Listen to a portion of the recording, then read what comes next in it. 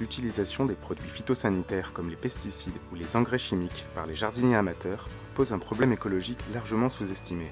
L'association Naturama et le syndicat de rivière Brévennes-Turdine ont mené une enquête dans le pays de l'Arbrel afin de mieux comprendre les pratiques de jardinage des habitants. Comment est-ce que vous luttez contre les maladies et les parasites dans le désert? Alors, moi j'essaye de façon naturelle, le plus possible.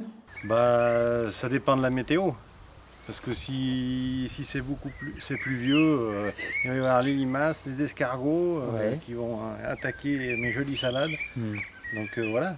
Et comment vous faites pour lutter contre ces limaces? Et je mets des petits granulés bleus.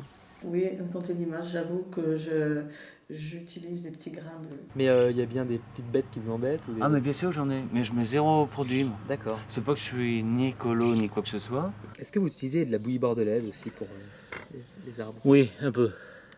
Mais bon, je dis bien, tout ce qui est... J'essaye d'un... Si je fais un jardin, c'est pour manger bio, le plus possible. À quoi ça servirait d'avoir des légumes traités, alors qu'on peut en avoir des bons dans le jardin et qui ne le sont pas. Vous voyez, il y a des coccinelles, il y a des oiseaux, des mésanges là, qui viennent manger les insectes, c'est-à-dire et tout. Et puis on s'aperçoit que si on n'est pas trop gourmand, on arrive à avoir des fruits sains, des beaux fruits. Même chez moi, où j'ai une maison en banlieue parisienne, je traite très peu, même pour ainsi dire pas. Et on a des beaux fruits.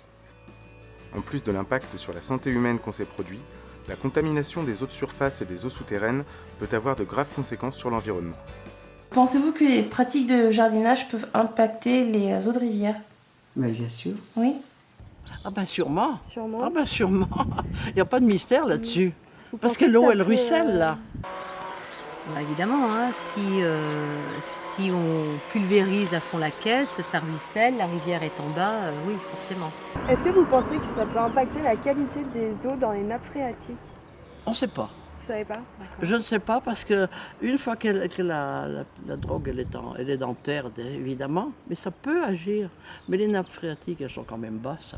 Si on continue à utiliser n'importe quoi et n'importe comment, il y aura des conséquences sur les nappes souterraines. Hein.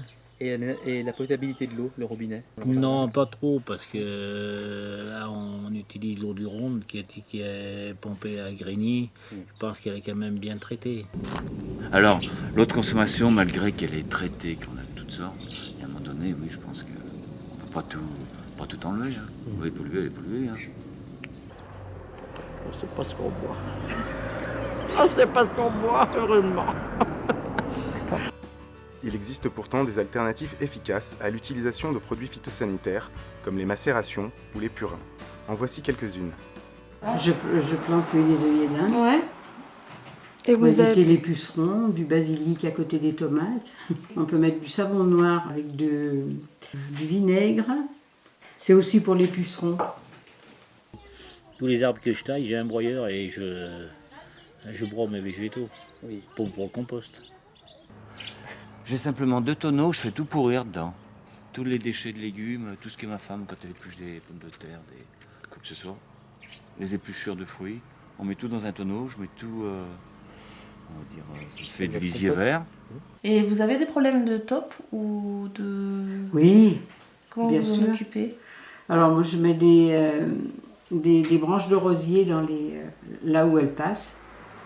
Et si on met du citron, aussi des épluchures de citron pour les fourmis, je ne sais pas si c'est efficace ou pas. Le purin d'ortie, c'est surtout pour les pucerons. Ça renforce un peu la santé des rosiers aussi. Et de l'infusion de feuilles de rhubarbe. Et ça, c'est pour la maladie du chou. Quand je plante mes tomates, je fais un gros trou et je mets des orties dedans pour pas que mes tomates aient de maladie. C'est assez efficace. J'essaie d'associer la carotte et le poireau. Parce que la carotte chasse un peu le ver du poireau et le poireau chasse un peu la mouche de la carotte. Et là-dessus, l'été, souvent je mets un filet, quand ça vient l'été, je mets des filets pour empêcher les mouches de pondre sur les légumes. Là aussi, c'est quand même mieux que de mettre du produit dans le sol. Hein. Si dans l'ensemble, les habitants disent être assez informés sur la dangerosité des produits phytosanitaires, parfois ces informations sont incomplètes.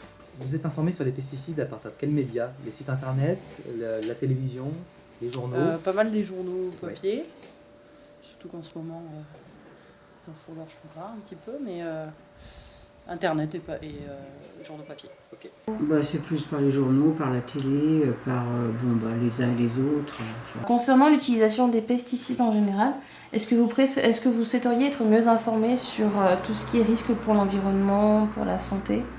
On est déjà pas mal informés quand même. Ouais. Non, parce que j'essaye de me documenter le plus possible, soit par des revues de jardinage ou autre chose. Hein. Ok. Bah, nous, oui, je sais que c'est une information qu'on cherche régulièrement.